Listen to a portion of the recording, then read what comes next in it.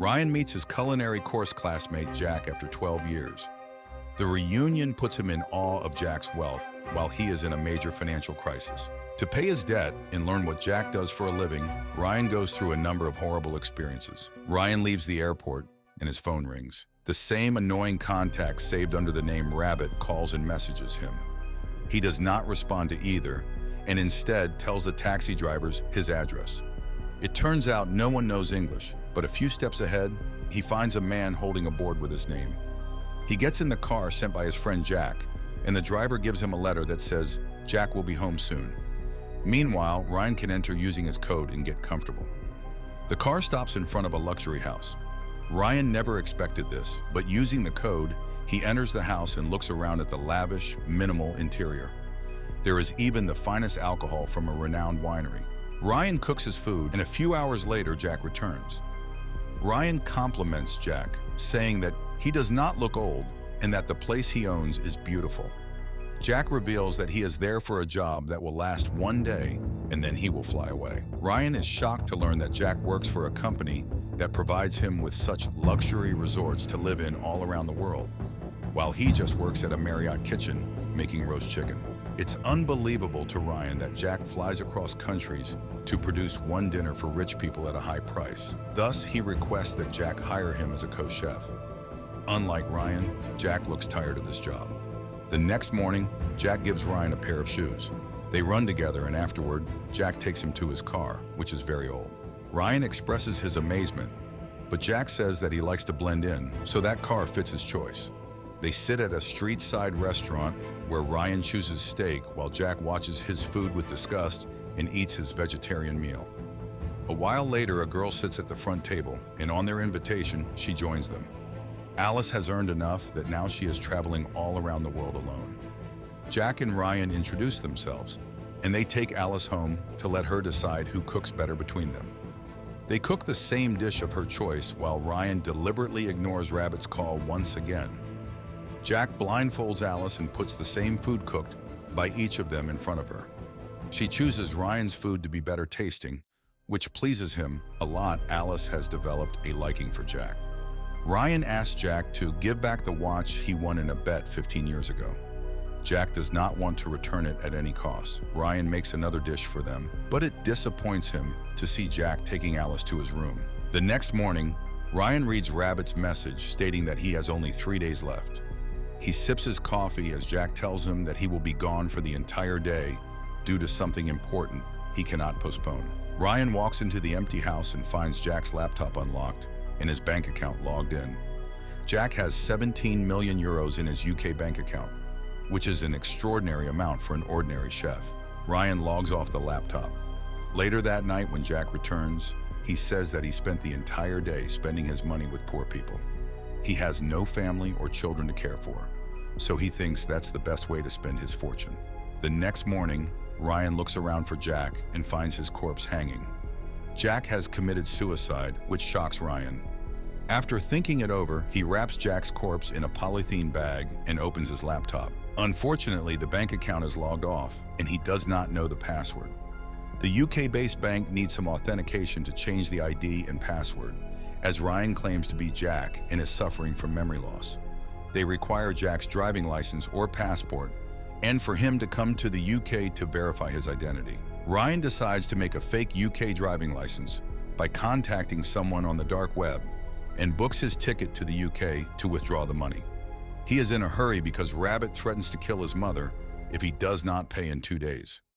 Ryan requests an extension of 1 week and promises to send an additional $50,000. That night, Ryan drowns Jack's corpse in a nearby lake. The next day, Rabbit urgently demands $50,000, threatening to kill Ryan's mother. Not understanding how he got the money so quickly, Ryan drives back home. He finds people from Jack's agency there. A woman introduces herself as Imogene and asks if he has collected the produce yet. They think Ryan is Jack, and Ryan does not reveal his true identity. Before the job, Ryan asks Imogene for an advance payment. She sends a $50,000 advance immediately, which Ryan asks her to send to Rabbit's account, lying that he has changed his account. The whole job will cost $300,000, which shocks Ryan. Imogene asks him if he has collected the produce yet. Ryan has no idea what she is talking about. He only knows he has to prepare a 3-course meal and nothing beyond that. Imogen and Maurice take him in front of a church, and Imogen asks him to choose 2 cuts from there. She insists on healthy meat to maintain the agency's reputation. After a while, Ryan understands that she meant for him to choose healthy people to cook for the next day's meal. They return after deciding that he will go to the church with Maurice to choose 2 people. That night, Maurice asks Ryan why he is occupying 2 bedrooms. Ryan immediately removes Jack's clothes from the other bedroom, claiming that he was using both. Ryan looks at Imogen and Maurice with terror. Imogen, noticing his nervousness, offers him a glass of water. She tells him that they only cut 75 people from all over the world for this business and earn millions from it. While other professions like farmers, oil refineries, etc., lose many more workers each year, their business model returns 10% of their earnings to the community each year for water sanitation and other causes. The next morning, Maurice wakes him up early. They choose a healthy girl coming out of the church along with an old woman and follow her to a residential area. They disappear after a while but notice a young and healthy man working in his shop. They nod their heads and decide to make him their target. Maurice asks the young man to look for a fault in his car engine and pays him a hefty amount. Knowing that killing someone in fear changes the taste of the meat, Maurice shoots him in the head as soon as the man gets below the car. But he turns around and sees the same 2 women with a policeman standing behind him. He immediately pushes the murdered man's leg under the car and listens to what the policeman says. The woman accuses them of following her. Maurice tackles the policeman, saying that they were wandering around as they were finalizing the location for their new hotel. He introduces Ryan as their architect. On the officer's demand, he hands over his card, saying that he actually belongs to a construction company. The officer lets them go and they safely bring the corpse back. Imogen gets angry to see only 1 corpse, as she wanted them to collect at least 2 to make a 3-course meal for 5 people. Since they only have 5 hours left, they ask Ryan to start work immediately by dragging the corpse into the kitchen, hidden under the bushes. With a lot of fear and hesitation, Ryan hangs the corpse upside down and makes the first cut. With that, Imogen and Maurice leave the kitchen, leaving him to work alone. Imogen looks for decorations while Ryan informs Maurice that he has chopped the meat. He cries in the shower, but he has no way to escape. Maurice informs him that he has received a package. It's Jack's fake driving license. Ryan packs all the necessary items in a bag and quickly reaches Jack's car to escape. Unfortunately, he crashes into a gardener, and Maurice immediately arrives to ask why he was leaving. Maurice tells him that no one has ever left their agency alive except 1 girl. She is living with a family on an island as a private chef, but she had to meet the agency head and refuse all her pending payments to do so. Ryan tells Imogen about the menu, as there are only 3 hours left before their guests arrive, and they have to serve the first course. Finally, Maurice brings a man and a woman who make themselves comfortable by getting a drink. But at the same time, Imogen receives a call informing her that the police are at the door. Detective Ruiz arrived with the officer who met Ryan earlier that same morning. Detective Ruiz is looking for his missing nephew, who was last seen when the police officer stopped Maurice's car on his street. They want to meet Maurice, but Imogen explains that they are arranging a dinner and Maurice will be back with their guests in an hour. Ruiz has no intention of leaving before meeting him, so he decides to wait despite Imogen insisting that his nephew must be off on some random adventure and will come back. She explains that they are a construction company planning to build a hotel. Ruiz, who loves architecture, is intrigued when he learns that their lead architect is making dinner and asks Imogen if he can meet him. After the introduction, Ruiz shows Ryan a picture of his nephew. Nervously, Ryan denies having seen him.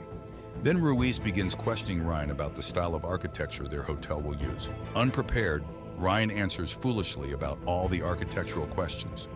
The mesmerizing smell of food attracts Ruiz's attention, and he asks to taste the soup. Imogen happily asks Ryan to serve them and goes to inform their guests that the police are investigating a murder, so they all need to pretend to be part of a construction company. Ruiz admires the taste of the soup and asks about the ingredients. Ryan explains that it's a mix of pork and lamb. However, when Ruiz asks about his favorite architect, Ryan gets confused again. Imogen notices Ryan's struggle and asks him to step out of the kitchen. She scolds him for his nervous behavior, and as they serve the first course, Morris returns. Even after meeting Maurice, Ruiz does not leave. Many people have gone missing over the past 9 months, each leaving a letter behind saying they are embarking on a random adventure.